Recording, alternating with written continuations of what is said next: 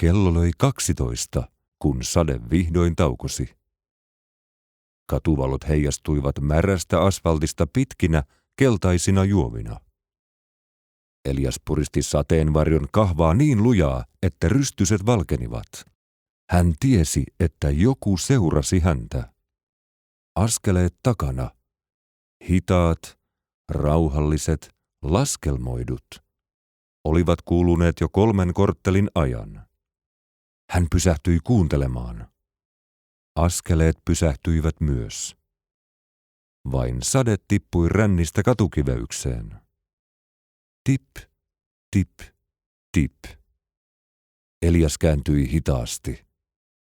Pimeä kuja oli tyhjä, mutta tunne siitä, ettei ollut yksin, oli musertava.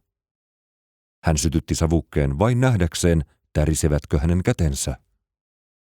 Tärisivät hänne.